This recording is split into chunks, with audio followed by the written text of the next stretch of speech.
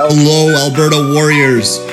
Today's episode of Driving with Lukasz is an episode which we're going to discuss winter tires. Now, winter tires are extremely essential, especially when the temperatures drop down below 0 degrees Celsius and we have snow and ice as we've seen in the last week here in Edmonton. These winter tires make a dramatic difference in your braking distances and help reduce accidents on the roadways. You need to drive with confidence in the winter, and especially when you have ice on the road and cold, as we've seen the last couple of days here at minus 20, minus 25 with the wind, and the road just freezes right up, and so does everything along with it. Now, I'm not saying I don't love the winter. Believe me, you have to learn to love the winter when you live in Alberta.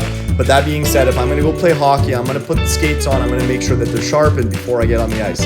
Nobody likes to play hockey with unsharpened skate, let's be honest. When it comes to accidents in the winter, typically, a second or 2 seconds makes a world of difference. So that extra millisecond even that you get that traction or that grip or that braking security, it can potentially help avoid an accident. Now again, keep in mind, you still need to pay attention. You need to give yourself enough braking distance. You don't want to be driving too fast, pulling up next to cars or right on their rear ends. You always want to give yourself enough time and room to safely come to a stop. Okay, so let's just feel the differences here. First thing, the rubber compound. An all-season or all-terrain tire is designed to work across a wide range of temperatures. But once we get into real Alberta winter cold, the rubber starts to harden. This is where you actually start to feel the real difference. Now compare that to a true winter tire. You can feel how soft and pliable this rubber is, even in the cold outside. That's because winter tires use a high silica compound that stays flexible below 7 degrees Celsius. Flexible rubber means that more contact with the road, and more contact means more grip. Let's talk the tread design. Winter tires have deeper grooves and thousands of tiny biting edges called sipes. These grooves are designed to pack snow into snow, because snow actually grips snow better than rubber does.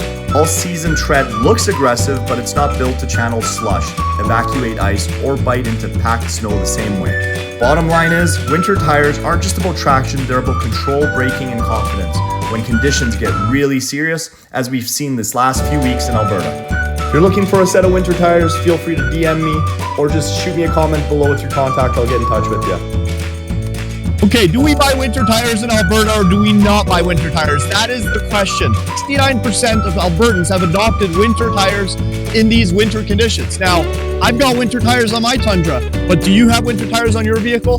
Did you know the stopping distances on snow and ice tires reduce braking distances by up to 25 to 30% compared to all-season tires in icy and snowy conditions, meaning you can stop sooner in emergency braking. Now that's pretty important when you're driving a beast like this. You got 2 tons of pure metal, solid steel driving up and down the roadway. You want to be safe and you want your family to be remarkably safe as well. Fun fact, collision prevention perception. 81% of Canadian drivers, including many Alberta drivers who use winter tires, say that the tires have saved them from an accident or a collision at some point in their history.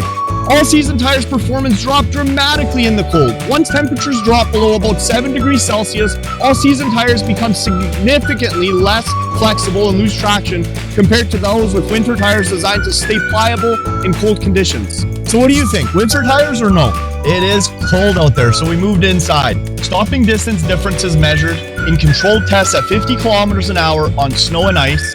Winter tires required 39 to 38 meters, while all-season tires required a remarkable 42 to 51 meters. Now that's a pretty big difference. That's 20 to 33% longer braking distances for all seasons. Driver belief in increased winter tire importance. Between 76 and 81% of Canadian drivers believe that extreme winter weather makes winter tires more essential than ever before. Alberta drivers can now apply for an up to 5% discount off insurance premiums, incentivizing proper winter tire installation. Now that's pretty good.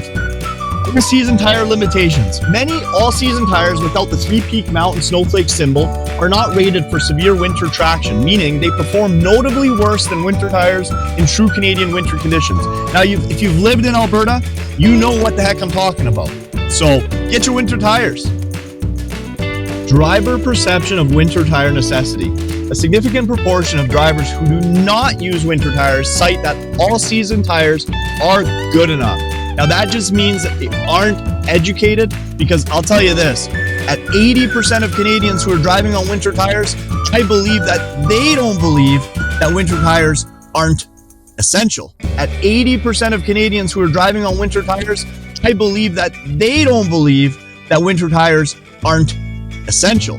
I believe that most people just need a proper education and some facts to back their decision-making process when it comes to buying winter tires. Let me tell you this, it helps reduce accidents by a significant amount, and it's proven. And if you're allowed and are able to reduce your insurance quotas and insurance premiums, and in addition to that, your braking distance increases significantly by 25 to 30%, what better reason do you need? Get your winter tires, guys. All right, same truck, same surface, same conditions. This truck is on proper winter tires, and I've set a pylon up ahead, and I'm giving myself enough runway to get up to about 60 kilometers an hour. No tricks, no feathering. This is real world stop. As soon as the front bumper lines up with the pylon, full brake input. Watch how composed the truck stays. The ABS is working, but the tires are actually biting into the surface. The truck stays straight, predictable, and most importantly, it stops early. Now watch the second truck closely. Now here's the exact same test, but this Tundra is not on winter tires. Same truck, same driver, and same braking point. Again, I'm up to about 60 kilometers an hour. Front bumper reaches the pylon and I hit the brakes. Immediately, you can feel the difference. The ABS is firing harder, the truck starts to push forward, and instead of digging in, the tires are skating across the surface. Even though the brakes are fully applied, the stopping distance is noticeably longer. Less grip, less control, and more uncertainty. This is the reality of a harder rubber compound in cold temperatures. So again, the key difference is the compound. The rubber compound is much different. The silica keeps the rubber soft and elastic when temperatures drop well below freezing. In -20, -30, this tire is still flexing, still conforming to the road surface. An all-season tire by design has to be tougher. That rubber is built to last through heat, highway driving, and warmer months. But in extreme cold, it starts to harden like a hockey puck. When rubber hardens, grips disappear. The softness also lets the tread locks the sipes open under braking. These tiny edges bite into the snow, ice, and slush, giving the traction in every direction, accelerating, turning, and stopping. And that is why most Alberta drivers who try winter tires don't go back. It's not about driving faster, it's about predictability, confidence, and shorter stopping distances when winter is at its worst. Thank you again for watching. Hit that like button, subscribe, and comment below for more videos.